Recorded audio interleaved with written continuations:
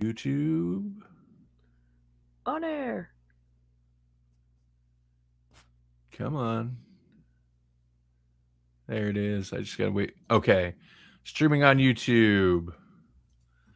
Let's do this. Welcome to Grawlix Nights, the Grawlix podcast live show. I'm not Randy, but I am. And I'm Melanie. And I'm Jesse. Man, the energy of that is just all wrong. It's not right at all. It starts okay, but it does. It did better than I expected. You know what? Let's just do a little of this. Oh no. Stability? Who needs stability? Let's see what happens. Guys, you can't see the sliders. Welcome to Grawlix Nights, the Grawlix podcast live show. that live show. That was, you know what? He brought the energy I was looking for. Man, exaggeration all the way up, stability all the way down. That's how I like my life.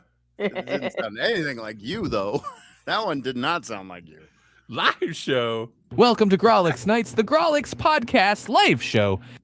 I could sound like that if I wanted to, I think. Oh, I'm sure you could do it, but like, why? All right. Enough of that. But why would you, Randy? I'm not Randy. I'm not Randy. Live show. Live show. The Grawlix podcast live show. It's so weird. Like it introduced a bunch of noise into it. Like you could hear like the mic got worse for whatever reason. AI is so strange. It's like, yeah, we'll exaggerate everything in the recording, even the low noise you couldn't hear before. Mm-hmm. Anyway, we don't condone the use of AI here. Nope. They'll Not be like, unless we want hate mail. starts to begin spin simulation stuff. Yeah. We hear that fairly often. Believe it or not, I do use AI processing in my job pretty often. And as an audio engineer, it has not taken my job. I'm glad it's here. Yeah, I say that now. A couple years, maybe I'll change my mind. it's amazing though, because it was kind of impossible to get rid of a lot of reverb before, and then it happened, and now it's gone. It's amazing. Yeah. Reverb was the bane of my existence. I spent hundreds of dollars on plugins to remove reverb, and it still was the bane of my existence. But the AI audio processing's got to the point where it does amazing things most of the time, but sometimes it just starts talking Simlish. Yeah. That's what I like about AI, and that's what I wish they would have led with instead of the here, I'll write this paper for you. And Right. Here, I'll make a picture based on what you say. I wish they would have led with some of these things like, hey, I'll read this and summarize it for you so you don't have to waste hours. Because what I'll do is I'll read and I'll be like, oh, I just dissociated and now I got to read that whole paragraph again. Right. That's kind of the useful tools related to AI or machine learning. Definitely get overshadowed by the lazy uses of generative AI. Yeah. Like right now, it's all like, hey, ChatGPT caricature of me. Yeah. Like that's the big thing. And it's like, that's the kind of AI art that I kind of hate because it's like, it all looks the same to me. Yeah. Well, and that's why, I agree. And that's the stuff people see and they're like, well, that's not art. And it's like, that's fine. Like if you, obviously you can have that opinion, but my opinion is like, yeah, you're right. It's a meme. Right. When Oh, absolutely. Yeah, it is a meme. What was that first, not the first one, but I guess even Disco Diffusion and everything else, like there's that early one where that was like kind of decent that people could use for free. That was like an online thing where doesn't matter. Dolly? What's that? Dolly? Yeah. Dolly I think that might have been it. one. And I played around with it. I was like, it's cool. And I've used some stuff to like legitimately like work on various projects, but I Sure. also always end up like, I would usually end up treating it like, and people still have beef with this, of course, but stock photos or elements or whatever. And it's like I end up photoshopping so much stuff in there anyway. But the just like throw a prompt in and get a picture out, it's fun. It's a meme. I never viewed that Right. as much more than a meme. But To make it look like anything that isn't just generic, like, you know, Yeah. like that's the thing Yeah. is like I can see it and it's happening in like Facebook ads and stuff, and I'm like, I know that's AI, you know, like, and that's not even good AI. Like at least good AI, you know your prompt well enough that you can make it look like almost not AI, you know. I don't know, like anytime someone says like a cartoon something something, and it's like it gives you a certain looking cartoon. Yeah. It's a very Yeah. specific cartoon that it looks kind of like the caricatures that they're pumping out right now. But like, I don't know, unless you give them a specific artist or a style, and you really hone in on what you want it to look like, it will just look like every other ad that everybody else is putting up for those people who are cheaping out and doing their Facebook ads like that. That's the only negative I will give you, because I think it's great for ideation. I use it all the time. Sure.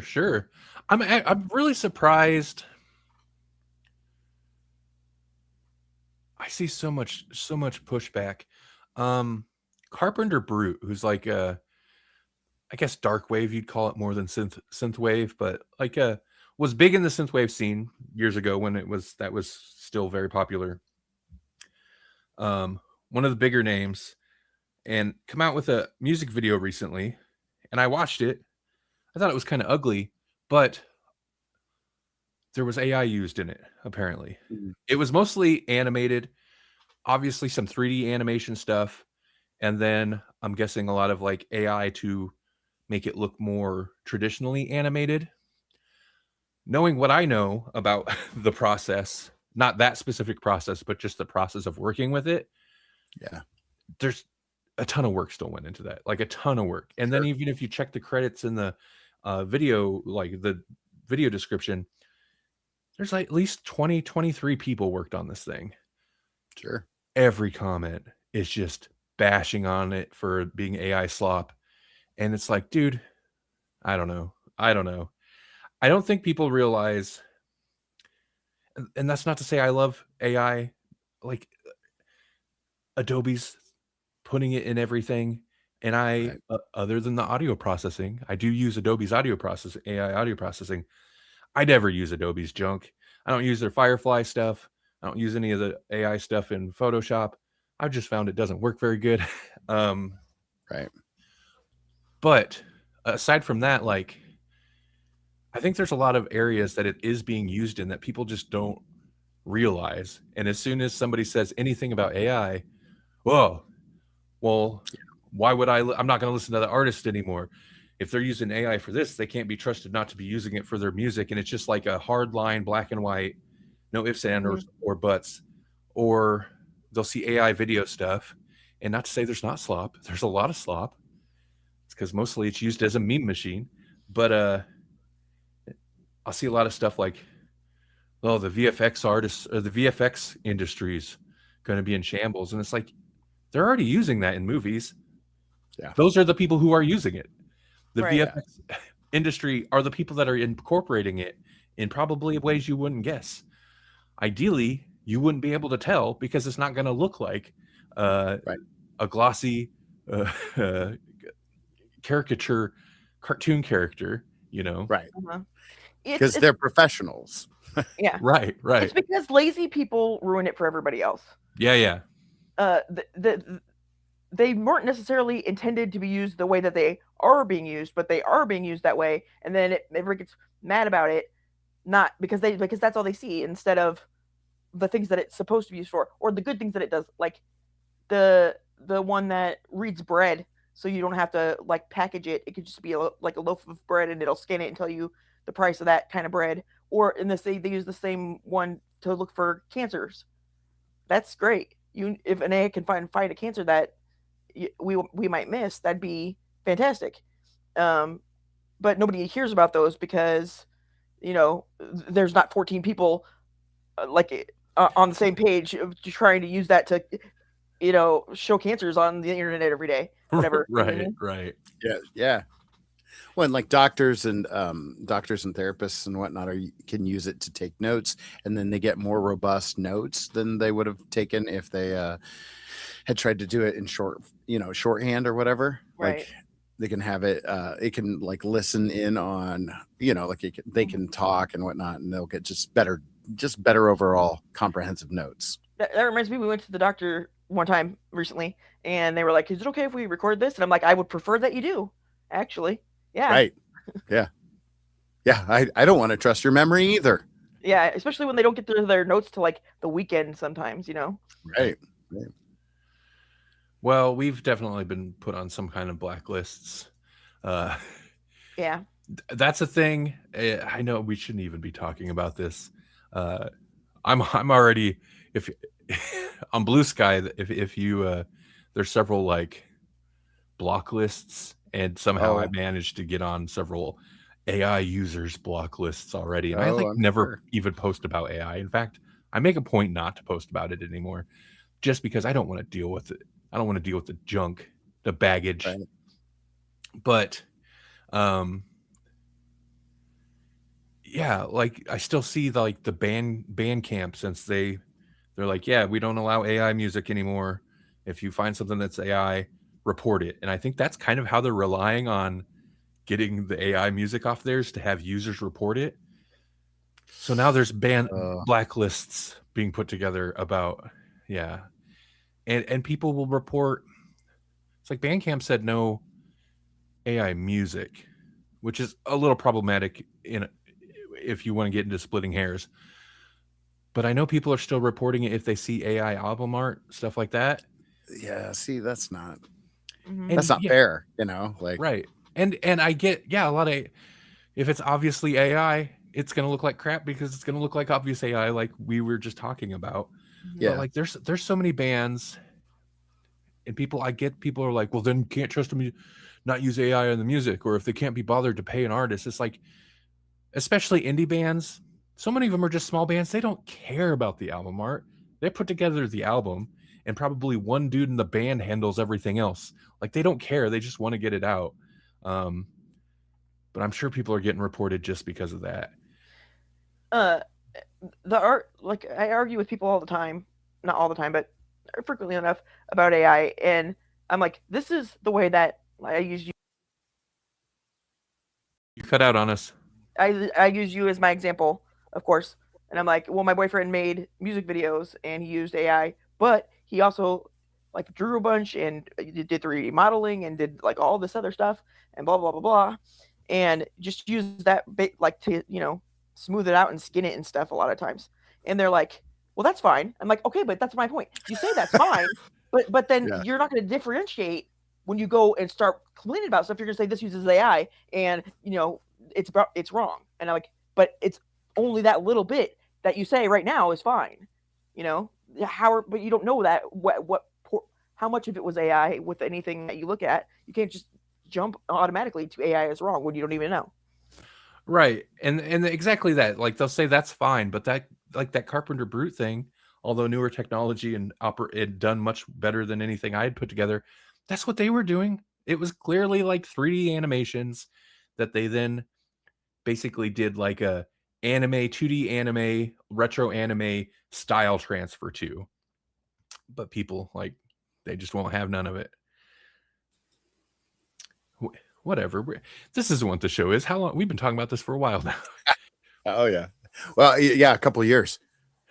yeah, exactly. Yeah. At least more than 6 years, apparently. I can't believe it was 6 years already.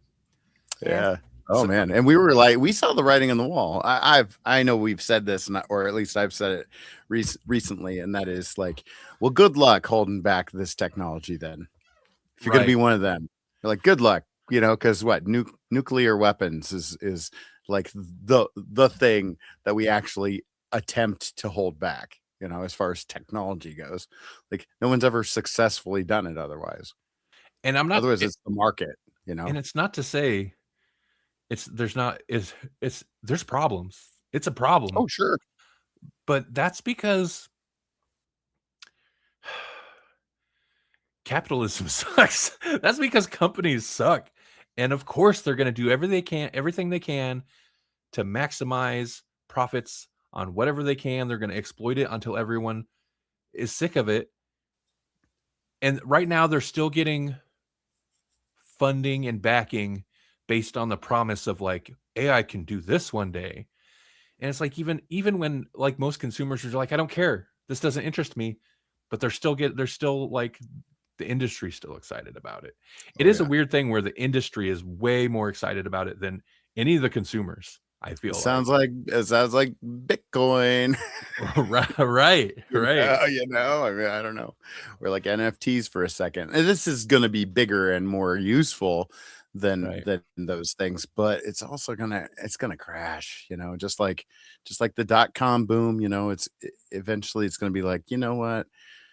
We pumped an awful lot of money into this and there's only so much, like there's only room for so many, you know. It's Right. like Google. It's like the search engine business model. It was like there's only room for a couple of bigs. If you're like a third string search engine, good luck. Yeah. Like you're kind of wasting your time and your money because Google and a couple of others have got that just sewn up. Right. It's almost like we shouldn't tie our economy to these industries that could, fall apart at any moment. But, Right. Yeah, like America. Right. Yeah. Right. Yeah. And we don't need the technology and everything. No. It's not necessary for everything. I really don't want to talk to another AI. I'm so tired of it. Right. You know, and I know I've mentioned it, but it's like I think back to the time where I had one big article that really hit well on Reddit, and it was about reboots and whatnot, and how I loved the Dread reboot with Carl Urban, right? Mhm. Because it wasn't a reboot; it was just like, here's a story about Dread, and we're not gonna worry about telling his backstory. We're not gonna worry about hitting even the greatest hits. We're just gonna plunk you down in the middle of a mega city story, and here's Dread. Boom, let's go. And I loved it. But what everybody it got some traction on Reddit, and what everybody started to pick on was my use of ellipses, the dot dot dot, Oh yeah. you know.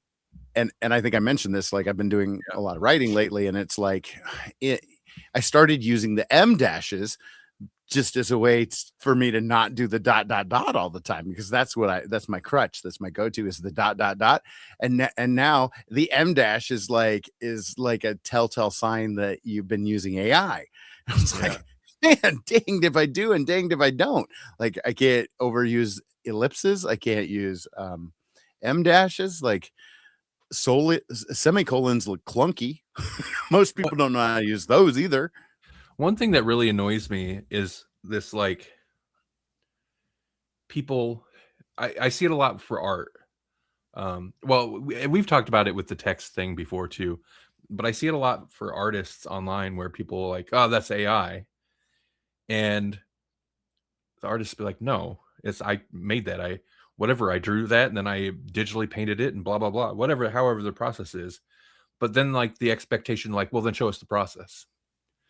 And it's like, and some artists like to show the process. I mean, that's a good way to get content out of making art. But like, if that's not what you want to do, like, F you, man. I'm not showing you my process. And it's not, I don't post a lot of art anyway. But if it was like an issue with music or something, if somebody accused me of using AI for music, well, let's see your process. I'd be like, F you. I'm not showing you my process. I don't owe it to Right. anybody to show you how I made this thing. Here's this thing. Listen to it, consume it, or don't. Also, most of these like programs, unless you're using like Procreate, which will automatically kind of do a time lapse of what you have done, like in a lot of my artwork, I just do it traditionally, you know, like it starts in a sketchbook, and unless I was videotaping myself drawing, Right. which is a whole that's a whole process. A process to show you my process. Like, Right. no, all you're gonna see is the pseudo done thing, and then you might see some of the mistakes, and then I would take it into Photoshop or Clip Studio Paint, and I would clean it up. So there's really not much of the process that you're going to Right. see. You're going to see a pseudo done thing, you're going to see a more done thing, and then you're going to see the end product. I know some people will, if they do stuff in like a Photoshop or something, they'll share screenshots of the various layers, right? If they've got various layers going on. But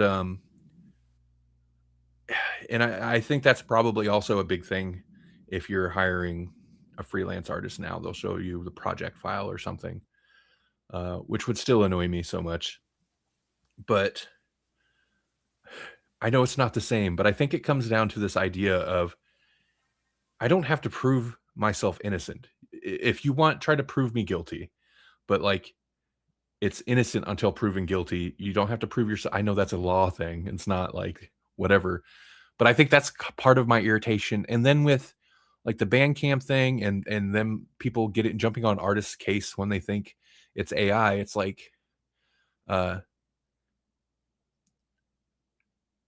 the blacklisting people. It's like, I get you want to get the AI music off this platform. This platform says they don't allow it anymore. But like, I don't know if it's worth wrongly accusing a small group of artists to get all these, to get whatever. Like, it's that whole thing. I'd rather let some AI music go free than punish an innocent artist, whatever. It's like just like rage reporting someone and be like, oh, they made me mad, and so now I'm going to report their live stream, and now they've had that feature of whatever app like TikTok or whatever suspended for a while because you just felt like being mean to somebody. You know, that's kind of how it feels. It's like, man, everybody's just trying this stuff out, and we're gonna make some stupid mistakes along the way. And how about a little grace? I don't know. Right. I mean, there's other things to be mad about in the world. Sure is. There definitely is. Yeah. Yep. You know what? You could be mad about What? Art thieves. Yeah. Like actual art thieves, like legitimate art thieves, like Stefan Breitweiser, the art thief. Why would I bring that up? Because like one of the only things I've done lately is listen to audiobooks, and so the one that I've been listening to and almost have completed in like inside of a week is called The Art Thief: A True Story of Love, Crime, and a Dangerous Obsession. And it's about what a segue. Yeah, art. It's actually about an art thief, and I kind of thought it was like a novel at first, but it's like no, this guy and his girlfriend basically lived in his mother's attic and just stole billions of dollars of artwork. And it was like, this is too crazy to be real. Nope, it's all based on real stuff. So what? I don't know. That's what did he sell it? No, he was like, yeah, and it got to be the thing where he was essentially like, at first he was like, no, I'm not a thief, I'm a collector. Like I'm stealing it so I can enjoy it, kind of thing. It was like, what? Sure. Yeah, but then you're stealing it so no one else can enjoy it. But he was like, I'm liberating it from these museums, and I truly appreciate the art. And then he would like steal these priceless works, and they wouldn't be like the Mona Lisa kind of level, but they would be like a big deal. And then he would just have them in his bedroom and then in his attic, and he just had these priceless works of art. And it just got to be like, like they'd go on these trips and we're gonna steal, or maybe we won't steal, but maybe we will. And it just outlines it and like how they finally got caught. And so I'm close to the end. I don't know how it could get any weirder, but it's just like after a while he's just like obsessed with stealing things, and it becomes a thing where like even the artwork is starting to deteriorate, because at first it was at least a kind of manageable treasure hoard, and then it just became like untenable, and it's like, okay, now they're just stacked, and there are even things that he doesn't like normally like, kind of thing. Like he had kind of a sensibility at first, and then slowly it became like just more the thrill of the hunt than anything. Yeah. And I guess there's a movie based on the book. This book was written by Michael Finkel. Yeah, it was a recommendation from my friend who's also like an art guy. And so I was like, okay, I'll give it a shot. And I was just in, like it's taken me, sometimes I'll take a break or I'll listen to a couple of different things, but this one I was just hooked. I was like, this guy's crazy. I watched an interesting, it wasn't really a documentary, but it was just a little thing. And there was some time that art thieves stole a bunch of art from the place, but the way they did it was weird. And a bunch of actual known art thieves that had been caught were like, oh, how could they do that? Because it sounds like Rembrandt. They cut it out of the frame. The Rembrandt theft, where they would just cut it through. It was like, oh god, and then they'd like roll it, and then so you're just like tracking the paint on this priceless Rembrandt. Yeah, and they were like, these people, they're trash. They don't monsters. Appreciate the art. Yeah, they're not interested in it for the art. They just want to sell it. Yeah, and so I thought that was great that there's levels of art thief. Yeah, and that's this Breitweiser. He was like, they're monsters, like he didn't consider himself a thief, because most of these thieves are rank amateurs who weren't in it for the love of the art. They just wanted to like steal it to sell it. It was like, yeah, he was like, you can't sell it. These are recognizable pieces of art. Da da da da da. Mm-hmm. Yeah, right. Interesting. Yeah, it's been a weird week, so like that's one of the main things that I've actually consumed. Otherwise, I've been trying to create create writing and whatnot. Right. So you've been busy. It's Flash Fiction February, and I didn't think I was going to get into this challenge because like it sounds like a lot of work. Flash piece every day, and I will fall off. But like right now, I'm basically taking the short story that I wrote, and I'm like just expanding that universe out in these little Flash pieces. And so Flash fiction is like less than 500 words in a lot of cases, or less than 1,000 at most, kind of thing. So shorter than most short stories even. And so I was like, oh, my little shop of wonders is perfect for Flash fiction, because sometimes I don't want to go a full short story route. Mm-hmm. Are you going to publish them anywhere? Well, at some point, like the one I submitted to a contest, right. Like I can't publish that anywhere until after they do the judging and whatnot. But after that, I think what I'm going to do is, like, this was always kind of my idea, was like, if I do a bunch of these pieces, I could collect them as kind of an anthology that are just all centered around that.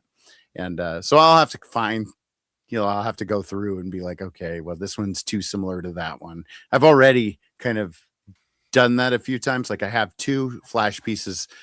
I'd have a hard time picking between them though, but it all happens over like the course of a week. One is called Borrowed, and it's where it's like a widow tries to borrow something from the shop and leaves a note in the tray that says, I'll return it tomorrow, but she never does. And so like the shop starts like showing up closer and closer to her house, to the point where like she wakes up and the snowman and the counter are in her bedroom. Oh, I like that. Okay. So that progression in that one, and then the one that I just wrote called Paper Effigies, where it's like slowly like over the course of a week again, like the thing builds. I don't know. It's a very it's a very obvious like story structure, and I was like, these are similar, but they're different. I don't know. Are they too similar? I don't think. Well, I haven't read the one. I did read the Effigies one, but I'm going to say based on premise, they sound very different. Okay, yeah. It's just like I guess the way that the time passes is similar. Sure. But also, like, if you have enough of them, you can also spread them out, and that becomes like a more of a formatting thing than anything. Like, Right. yeah. I was throwing it out there to Louis because Louis is a huge part of this thing. Like, the whole reason this we're kind of talking around it. So Chiru's Shop of Wonders is where all of these stories are based out of, and it's a location that was in one of my D&D games where characters would wander in, and then there was just, it seemed like just random junk, but then they'd take it and they'd find out, oh no, it's kind of a cool magic item or whatever, right? But there was not really a shopkeeper. And so, like, no one ever cheated it, was the funny thing about it. I was like, the great irony of making these stories, and they kind of turned into, like, some of them are like almost horror. Yeah. They're at least dark folktale, dark fairy tale kind of stuff. But that's the great irony of writing these, is that I never had to, like, do retribution. Like, the players had more reverence for the shop than I did.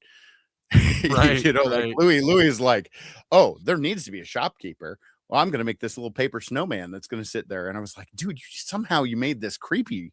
Like, you made it creepier. And he made the little note that said, pay the snowman. Like, his character did all that. And so, like, the players already revered the shop, but then they made their reverence even more by adding another layer to the shop. And then that's where the shop is now in the story. But, like, most of my stories are like, if you try to mess with the snowman and, like, not pay or whatnot, or pay in a weird way or whatever. There's only a couple that are kind of positive. Like, the second one I did was pretty positive, because I was like, oh no, I gotta do a story where somebody does it right. Right. So that was the one with the story, right? Where with the little kid. Yeah. There's I've done two that are pretty positive. The one is was the kid, and then the second one is a beggar. That one's pretty good. That one's called Exact Change. But that one is also a little creepy. Like, the beggar gets he only has a copper coin. That's all he has. And so he goes in, and it's the only thing in the shop that has a price tag, and it's exactly 1 copper coin. And so he buys it, and it's like a scarf. And so when he puts on the scarf and he wears it tight, people are more generous. Like, people start giving to him, but they don't understand why. Like, it's like they just do it without thinking, and then like, after the fact, they're kind of like, like that, like, there's that hesitation after the fact, like, why did I just do that, kind of thing. And so even the beggar is like, I don't know. I don't know if this is okay or not. So I've read 3 of them now. Your longer one, a shorter one, and then the effigy one, which I'd say about medium length of the ones I've read. I like. They all have a bit of abstraction to them. Like, some of the concepts are always slightly, like, I mean, sometimes it's like it's obviously like a magical thing, but it's slightly more abstract than that. And some of them, I'd say, even the effigy one, this is a straight up horror story. Oh, that one was horror. That one was absolutely horror. And that one might be my favorite right now, just because it was completely born out of the community and the prompt. Like there's some that was like, oh, I know. Like, the one that I'm working on right now, and it's actually in that same folder, is inventory. I knew that I was going to do like a city clerk kind of person that's going to come through and be like, okay, now I'm going to itemize things. Oh, I see you're not on our business registry. Like, I was going to do a bureaucracy one. And so I knew that one. I had a bunch of, like, ideas kind of in a list.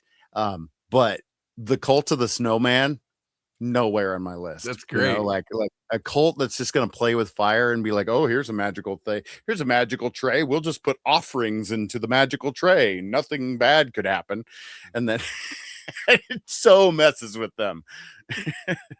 And like, be careful what you want from the shop. It will give it to you one way or the other.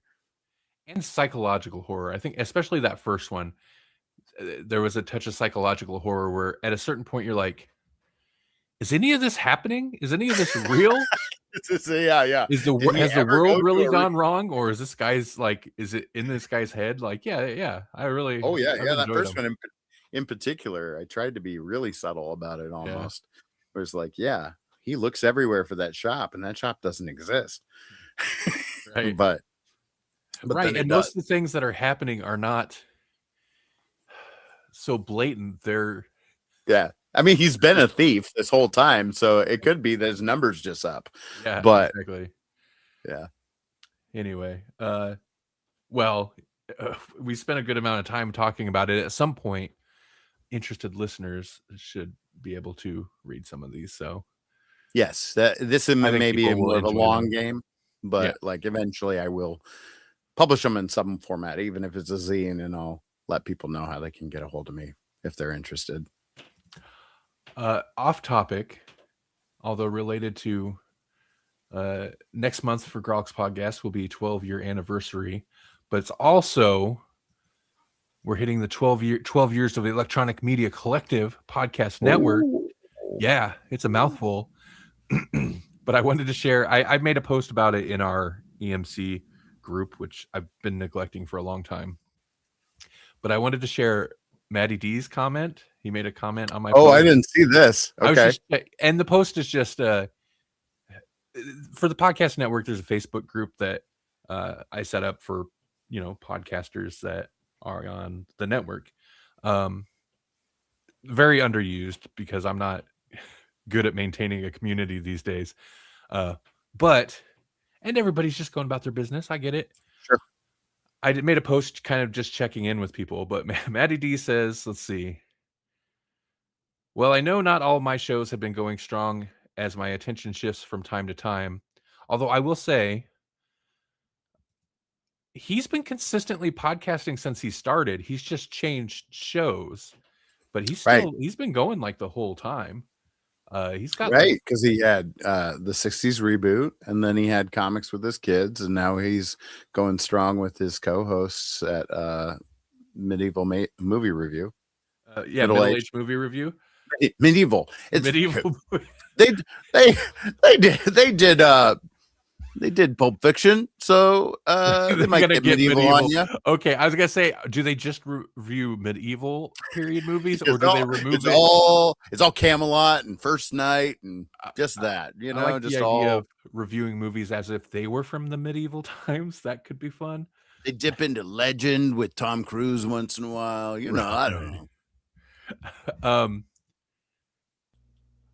But he says, but I'm still glad to be part of the Electronic Media Collective, and Middle-Aged Movie Reviews might be my first podcast to reach 100 episodes. That's saying a lot, since none of the podcasts that I have started have gotten to 100. Neither have we. It feels like such a great milestone to reach that 100th episode. Oh. And I'm glad that EMC has been a long part of it. Hashtag 100 episodes. Hashtag release the 100 cut. Hashtag 99.99999. Is that really an episode number? So yeah. Have we done that? We need to do that now. Well, it is now, Matt. We had 99 point. We were doing 99 point numbers for a while until I fell off of posting the Doctor Who things we were doing. Should I remind him that it took us 10 years to watch Interstellar? Sure. Yep. I do want to say, because as I was messing around with various AI chat things today. You didn't invent like a Jerry the Gnome bot, did you? No, dude, it's been too long since we've heard from Jerry the Gnome. Yeah. I'm gonna have to ask Maddie D how Jerry's doing. I don't think the 12-year anniversary seems like a good time for Jerry to come back. Yeah, you're right. But I was curious because I know ChatGPT can query the internet now, so it can pull in information that isn't necessarily in its training. So I was curious. I was like, "What do you know of the Grawlix podcast?" Oh boy! And it pulled up a bunch of stuff that was relevant. It was accurate. I mean, it's pretty directly pulling from like our website, like text from our Sure. website, which makes sense. Did But a you couple- use thinking mode? Because they have different modes on Chat GPT now. I You can just pull down and okay. I didn't change it. I just used the default. Fast, I think, is the default. Right. And I don't have a paid account, so I think I don't use Chat GPT once in a while, or I don't use it very often. I just hop on there once in a while. But I noticed it'll like use their newer model until you hit a certain limit, then it'll drop you down to the 4.4 or 4.0 or whatever older model. But there's a couple things that amuse me, and it's bullet points under what it is. Established in 2014. Sock monkeys, right? What's that? Sock monkeys. It didn't mention sock monkeys, but I did like the spoken word audio episodes are occasionally released on typical podcast platforms like Apple Podcasts. I'm like, what do you mean occasionally released? Yeah. We didn't. So we didn't release a. I was looking at it today. I don't think we released a single audio episode on the feed in 2024. Oh wow! Yeah. Yeah, that tracks. I mean, we've been doing this live stream thing since the pandemic, at least. Probably before. We were doing it before it was cool, guys. Yeah, we were doing it for the lunch boxes. We were doing right. it. It started with the lunch boxes. Yeah, the end of 2019. We started towards the end of 2019. Summer 2019, maybe. But this other point, I like this other point, and it's correct. Format and content. It has produced hundreds of episodes over the years. Over 350 episodes as of early 2026, covering a wide array of nerd culture subjects. It's true. Despite the fact that we've never hit episode 100, I don't know how we haven't. Someday maybe we'll get there. Maybe. But there's like 357 episodes on the podcast feed. So there we go. On the one hand, I'm glad I haven't pushed fully on edit, like the fully unedited versions of every live stream to the feed. Maybe I should have, just to keep it alive. It's just so hard to do that. It's so hard for me to do that, to push the like completely unedited episodes. But I wonder what that number would be, because that number does include some live episodes. Like we were putting the Nights episodes up there for a while. But I wonder what that number would be if it included our weekly streams. Huge. It'd be way higher. Yeah. Like 1,000. I don't know. I'm just making. Maybe. You know, who knows? I don't know. Well, we skip weeks. We skip weeks, of course, but sure. Since 2020, we've been streaming every week. So that's roughly 52 episodes. I'm sure we'll knock down to 50 episodes a year for like 6 years now. That's like what, 300 episodes worth of just the live shows? Yeah. Give or take, probably a little less, but. So do you think we spend more time on it now than we did when we would meet once a month and be on there for like 8 freaking hours recording? When we did cut it down. We ever did that. 2 or 3, but I spend less. We all probably spend close to the same, if you want to, because we would do like a 6-8 hour long recording session, and if we break these up, we do like an hour and a half every week, so it's still about 6 hours a month, right?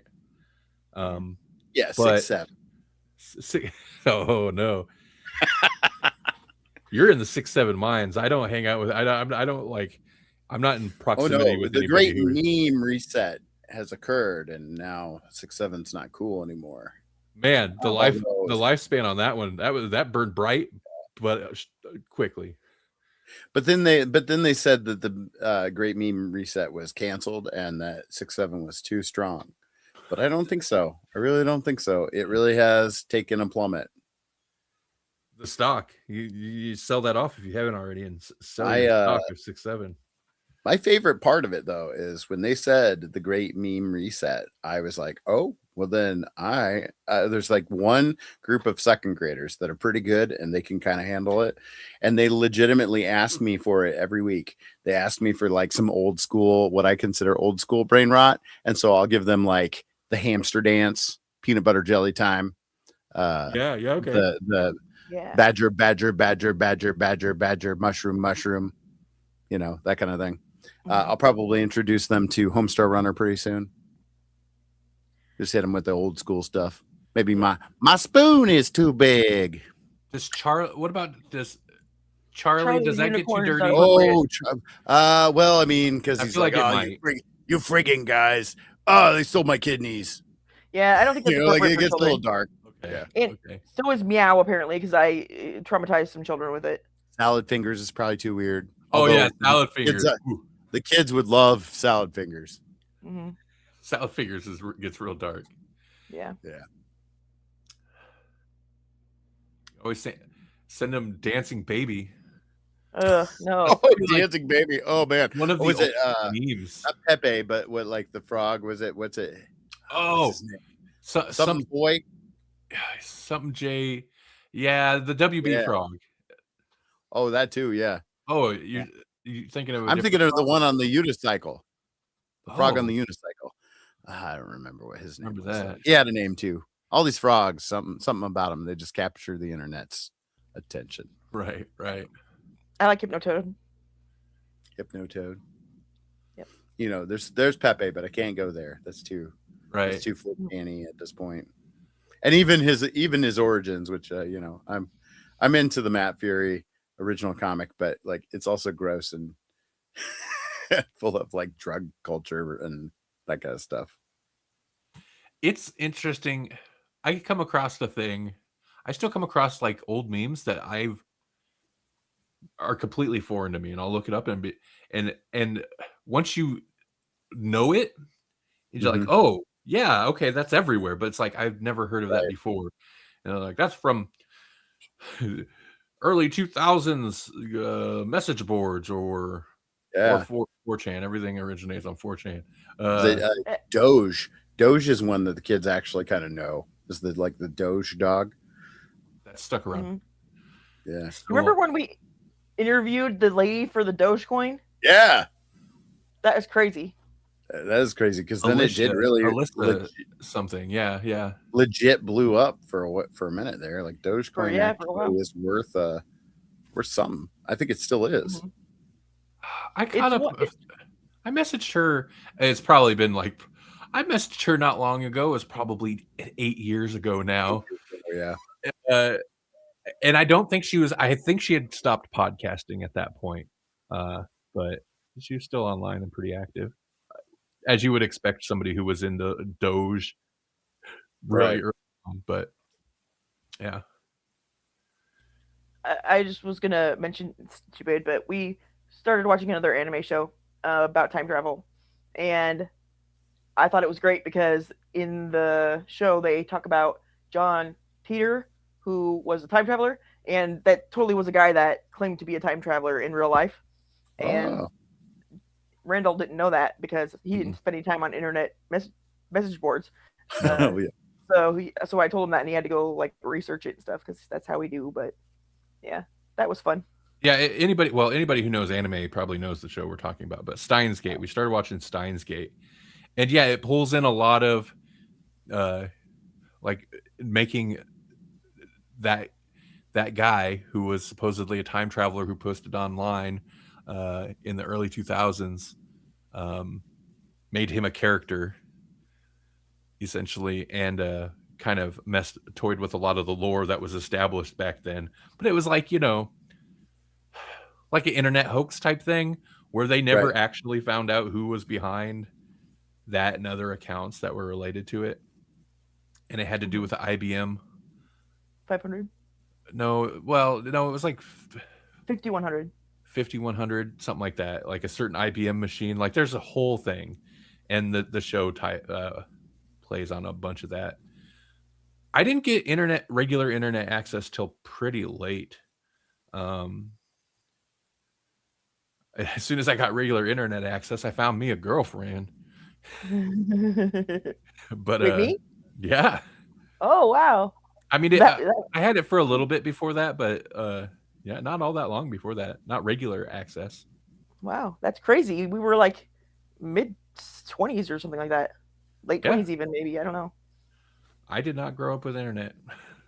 That's I wasn't allowed to get on the internet most of the time because it was on my dad's computer in his office and we couldn't get on it. And then when we could get on it, we had dial up. So everybody would pick up the phone every Right. 3 seconds and knock you off. So but my neighbors, they had internet and we got to go over there and mess around. So I mean, the internet was around when we were in high school, but Mhm. like not everybody had it. I did have some friends that had it, but it was still like making surfing the internet was like making a long distance call. You were charged by the minute, which is insane, and it was slow. Yeah. We had some access at school. Of course, we'd go to websites we weren't supposed to, but you can only do so much at school, Right. Mhm. They'd lock down anything that was really popular. right? Mhm. I guess I got first got regular access once phones were smart enough to be able to access it. Yeah. Right. That mobile web, early Mhm. mobile It web, changed everything. yeah. But I mean, like it made actual internet cheaper and more accessible too. Yes. You know, it's Yeah. like once phones could do it, it was like, oh, I guess we better bring the price down a little bit. Right. Yeah, we got to stop selling it on CDs. Right. Yeah. Mobile, yeah. I mean, I guess they were technically smartphones, but I wasn't. There's no touch screen. Still had like the small screen with the keypad, where every website just looked like the most basic forum layout possible. Anyway, what are we talking about? How long we've been going? You weren't missing Oh much. yeah. The beginning of the internet was super boring anyway. It was just a bunch of chat rooms and Right. guys trying to DM you constantly. It sucked. Yeah. What was the sweet spot? MySpace. I kind of I feel like loved it was MySpace. around the MySpace period where the internet wasn't all consumed by like 2 or 3 social media networks. Like the internet, there was still lots of stuff, but Yeah. enough people were online that there was a lot of interesting stuff. Hmm. Yeah. And MySpace was like a place you'd go, but it wasn't like everything was tied into MySpace. I Right. think the sweet spot was probably somewhere around the World of Warcraft era. You Okay. know, where it's like, okay, now the internet works well enough that people are getting legit addicted to Yeah. a game that you can Yeah. play online, like that kind of thing. And yeah, even in the early heyday of Facebook, when not everybody was on it, and it wasn't as so obviously corporate as it is now. Like back when it was just still growing and nobody knew how to make money off of it. That feels like the sweet spot for me. For me, it was the webcomics era. Like when webcomics really took off, when Right. Penny Arcade was hitting hard, when PvP was hitting hard, when people could like capture an audience. I mean, there were a couple of other big ones, but was it XKCD came out, and yeah, all sorts of stuff that didn't exist before that just jumped right over like the main, like the mainstay, that like King Syndicate Publishing or whatever, like Right. the people who own stuff like Calvin and Hobbes and Charles Schultz's Peanuts, the people who just had kind of gate kept everybody else out. It was like, okay, there's a boom on the internet of people that are just like writing and putting out their independent work. And I was like, the internet felt cool for a minute. Yeah. Yeah. Yeah. Probably a couple years after that, but when I started doing a lot of music stuff online, there was definitely a period where it's like, yeah, this is awesome. Right. And being an independent artist online now just kind of feels bad most of the time. It's hard. Like it's harder now than it ever was before. Yeah. Like even was it Christopher R. Mim who we way back when interviewed, and we've been a stalwart contributor to many of his films now. Even he's like, man, it hasn't improved. My audience hasn't improved in the last several films. Like the world is just different now. Like now people don't buy physical media. People don't go to the movies as much after COVID. Like the whole world has changed for him in a lot of ways. Yeah. And it's really taken some of the love out of it. I don't know why, but that reminds me of a term I recently learned called getting Omaha'd. That is apparently something in the music industry, and it's where you go to play a concert and the place is packed for the local band, and then once they're done, everybody leaves and you play in the headliner plays to. I believe it. Oh, Omaha is so like that. Absolutely. Yeah. Very niche. And if you're like pseudo big, but you're not like household name big, yeah, people might just show up for the opening act and leave. Yeah. Yeah. Yeah, I like that it's common enough. It's got a name, getting Omaha. Doesn't sound good. No. You don't want to get It's Omaha. not good. No. Was it Lewis Black and a bunch of comedians would come to Omaha and workshop a bunch of their stuff at the Funny Bone and different places, just because, like, man, if you could make us laugh. That's funny. Because Omaha and the Midwest are just known for being really stoic. So it's like, man, it doesn't matter. Just try out your stuff. Yeah. Interesting. I don't think I knew that. Well, we're a tester market. I knew that. Not for true. comedy, but for pretty much everything else. It's kind of amazing. You know what else is amazing? What? He's gonna set up the... You did both parts. I did. All right. Okay. What's amazing? Space. And a team of researchers decided to send some viruses and bacteriophages up there and see what happens. They spent 25 days on the ISS, and a team at the University of Madison, Wisconsin, conducted the same experiments on Earth at the same time. And there was a big focus on E. coli and the T7 bacteriophage that tries to kill it, because they've been battling like as long as we've been paying attention. And in space, the bacteria had mutations in genes that impact stress response and nutrient management. And then after a lag, the phages mutated, but just in response to the bacteria, so they could continue to be able to bind to their victims. But from that, they found certain space-specific phage mutations, or bacteriophage mutations, are especially effective at killing the bacteria responsible for UTIs. The bacterias, I should say, responsible for killing UTIs, but they make up more than 90% of the antibiotic-resistant bacteria on the planet, so that's good. And they're going to continue to study the space-driven adaptations to try and find some new insights to fight against drug-resistant pathogens. That's it. Wait, so space herpes is just when you send normal herpes into space? I think so. But it mutates. It mutates up there. Okay. Still less cool. I always just thought space herpes was like, man, that'd be bad. You know what? Is that the takeaway of this story? I feel like the takeaway was like bacteria and stuff grown in space is more effective against certain things, but well, some of them are.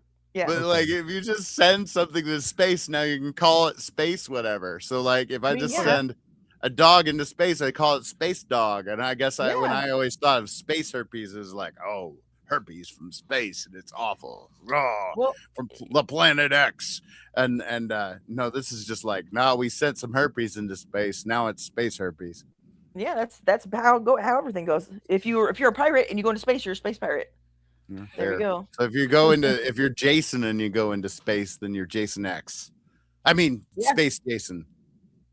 Yeah.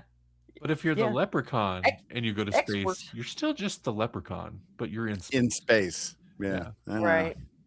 Yeah. Well, same thing with like Josie and the Pussycats in space. Right. Mm-hmm. Well, maybe it has to do with trademarks or something. I don't know. Whoever trademarked space herpes, they know what they're doing. Mm-hmm. They're probably into Dogecoin. I always thought that was so ugly sounding, Doge. But whatever. Yes, yeah. They're just mispronouncing dog. He's a Doge. Much Yeah. wow. Talk about someone who can't let a meme die. Elon, Oh, man. yeah. he can't take a hint, but he also can't let a meme die. Yeah, man. Mm-hmm. He's so. Why are such stupid people in charge of the world? It just makes me so sad. Money. Yeah, I know. All right. This was a show. It was a show. What did we even talk about? Lots of The things. internet. Mostly did. stuff that's on the internet. You know what? You're right. Anything This was you the record, internet show. anything you record and put on the internet becomes a show. Yeah. It's true. Mm-hmm. Welcome to the show. Welcome to the Herpy Show. No, I'm just kidding. If we send this show into space, it'll be Space Show. Yep. Cool. Show in space. Uh-oh. Is this getting Randy's got that thought. Is this getting bounced to a satellite at some point? I'm sure it is. Oh yeah, definitely. It's in space. This is a space podcast already. And then it's just Dave Matthews about satellite. We're young and hip. We know what the young audiences want to hear about. We know all the references they love. we sure do. That's not a dated reference at all. All right. Hey. But first, how are you two doing? I was thinking we jumped right over that, didn't we? Yeah, we were all over the place in this one. Well, it's about time to start the show. Are we streaming yet? Okay. Jesse, you got anything exciting, interesting coming up you want to mention? Nope, already mentioned it. Okay. So I'm I'm doing stories right now. Okay. Eventually, I'm going to read a story called Berserk. Man, I think the arc I picked, I think it's a good arc, but it's one of the I've read not all of it. I've read up to where the original author. I read the original author's work, so you guys are just gonna have to read a couple hundred chapters, then maybe we can talk about it. Oh, a couple hundred? Oh, yeah. So this will never happen. No. 100's not real. We'll stick, Matt. No, we'll stick to the one arc. That's fine. Read it whenever. I'm so behind on getting the audio episodes out. The Smurfs, no. Smurfs is next. You put out that one. You put out the second one that we did. Yeah, Uzumaki actually finally went out this month. I should have put it out last month. I just didn't. But it went out this month on Monday, the first Monday of the month. That's what I'm aiming for. It wasn't quite prompt in the morning, but it got out there. It said, just in time for Halloween. Yeah. I don't even think we recorded it in time for Halloween, but originally it was going to be like a Halloween episode. Yeah. But yeah, the Uzumaki episode finally went up. I've done a little revamping on the website because it's old. The Grawlixpodcast.com website is old, so I needed to revamp it specifically. I don't know if they get any web traffic anymore, but you had written a bunch of reviews specifically of like Doctor Who audiobooks and stuff, right? Or audio drama, and the reviews are all still there, but one of the plugins I used for formatting some of it has been broke for a while. So there was ugly, like not operational short code. So parts of them were broke. And I finally was like, oh yeah, I need to fix that. And so I've been fixing it, got rid of the ads that pop up that we had on the sidebar that go to services that no longer pay us to be partners, pay us to be affiliates, because those were still there. So some of the sidebars right now are just empty. There's nothing there. I need to fix that. But I've been revamping the website a little bit, trying to bring it up to code. But I see what you did there. yeah, that's right. It was totally intentional. So yeah, anyway. Yeah, I don't love editing. I don't love editing our show. I mean, I hate it, but it's just like a thing of like, ugh. And then I'll do it and it's not that bad. But I do like getting audio episodes out on the feed. That's nice. I think